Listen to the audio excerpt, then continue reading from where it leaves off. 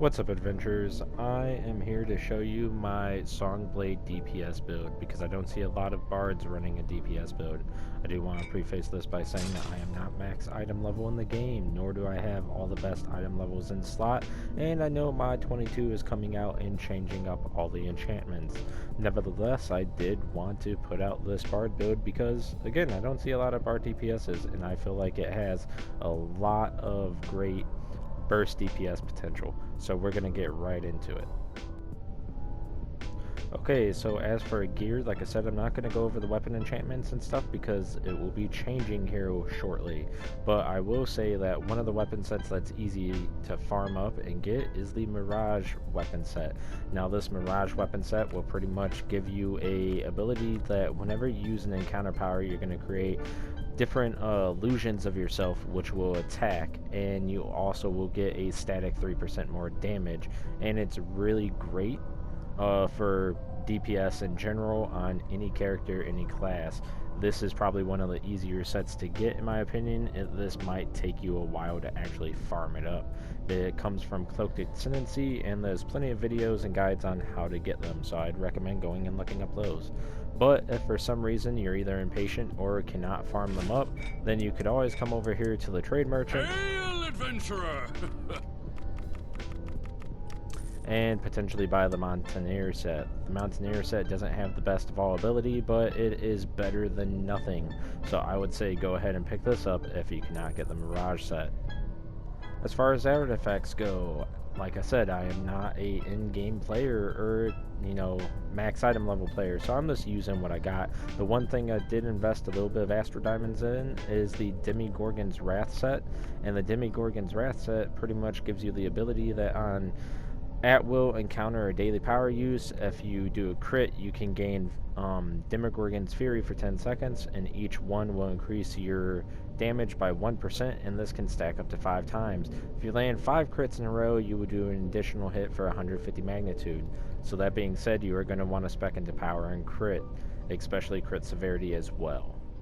Now as for your basic gear, like your arms, chest, head, and everything, get whatever you can get. If you're leveling up, get the highest item level things you can, and if you're an in-game player and you can afford to min-max, then go ahead and pick whatever you want in these areas. I'm just trying to go for power, combat advantage, critical rate, crit, severity, and all that good stuff. My stats are not necessarily the highest that they could be, and I am still gearing up, so this is where I sit. But I would recommend coming into the attributes and getting as high in charisma as you possibly can for the forte and the recharge speed. This build is going to be all about burst damage, so you want your recharge speed up as high as possible to get those encounter powers back as quickly as possible. Now moving into the powers themselves, we're going to start with the at-wills, and I have Staccato on my L2, which I never used. I mean, I guess you could use it because it can help you stack some things, but I literally never use this. It's just there to take up space.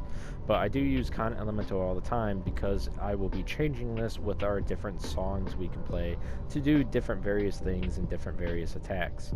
Now, moving on from the at-wills, we have the encounter powers, and I'm using Duet, Ad Libitum, and Volti Subito. And forewarning, I am going to slaughter these words as I go, so just bear with me here. Moving on, we're going to be using the Daily Encore and the Daily Lore. Our songs, we're going to have pretty much everything pinned except the basic one, Blaze Flamenco, and what we have slotted is Tailwind Mambo. Our class features, we're going to be using Mystifying Strikes and Advancing Blade.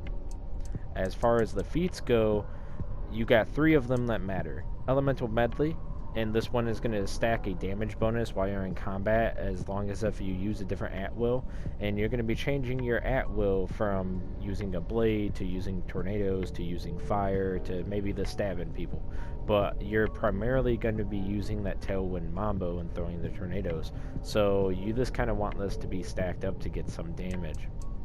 Now we're also going to be using Redoublement. which redoublement allows for the execution of other encounters between the strikes of ad libitum and volti subito. And in between, you're also going to get a 10% damage bonus, which will help counteract some damage loss we'll have in a second. But this pretty much allows you to throw encounter powers in between all of your encounter powers. Now, you're going to be able to throw innate 7 encounter powers if you are lucky on 2 of them, because they can recharge up to 3 times. And those 2 will be the ad libitum, which you have a 50% chance to use this ability immediately again. This is like your big single target damage. And then you got your volti subito, which is this gonna rush through a crowd of enemies and deal a fair amount of damage, and you can use this potentially up to 3 times. And while we're here, duet is a AoE effect around you. It's like a sword slice, and if you're holding a direction, you will slice in that direction. Our goal is to kind of play pinball with our enemies and stab at anyone who doesn't die in the pinball process. But moving on to the final feat is going to be Performer.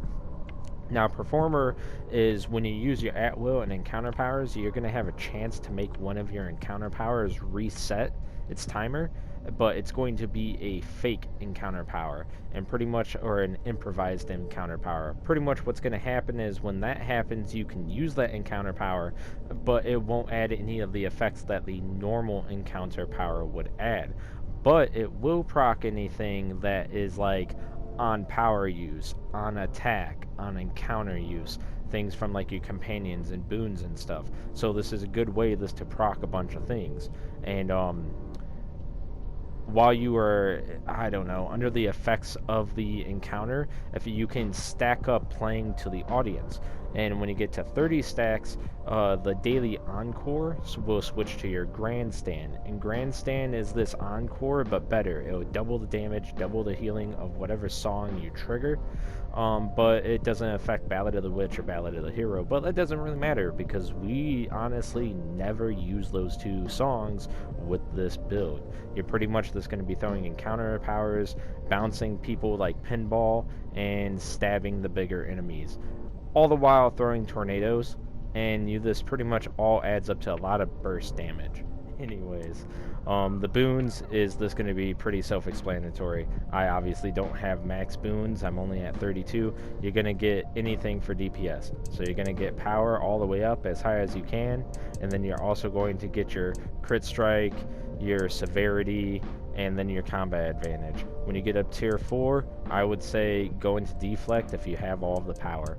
The master boon that you're going to want is Bloodlust, because this triggers on encounter usage, and you can give someone a defense debuff, and you can also trigger a additional attack that does 120 magnitude damage. And if you hit it at rank 3, which I don't, you would also get more of your AP back. And this can trigger off of those fake or those improvised encounter power usage. So the base 7 encounter powers you can pretty much throw, with them being able to be recharged and considered improvised. You pretty much won't run out of encounter powers to throw too often, and they will trigger things like Bloodlust, so you will get those reoccurring hits and the damage and keeping the debuffs on everyone. Moving on to companions, you're going to be wanting to use whatever companion you personally feel comfortable with. I'm running with an augmentation companion right now because I feel as if I do not need a active companion to help me out. I would rather have my stats be a little bit better, and when the next mod comes out, this will increase my stats even more. But I am running with the Owlbear Cub as my augmentation companion, and I do have it at Mythic, but I do not have the best companion pieces. And so as I said, this I'm item level 41,000. You don't have to be an in-game player to make this build work. This build will do fine on its own. But the companion bonuses that I do have, they're all, you don't have to have these specifically, but they are all focused on attack. You have a 10% chance to cause lightning. That means that pretty much any type of attack I do, at will, encounter, or daily, can trigger this. The 10% on encounter use is obviously on encounter use. The 10% chance on power use, after a lot of testing, found out that this is pretty much on any power use. It's the same on attack. And then I have my Owlbear this because, you know, I have the Owlbear. I feel like I'm stressing this too much, but I do not have all of the best in slot items. I do not have a lot of item level. I know you can get up to about 62k right now, and after mod 22, it's going to be around 80,000. So don't worry if you don't have all the best stuff.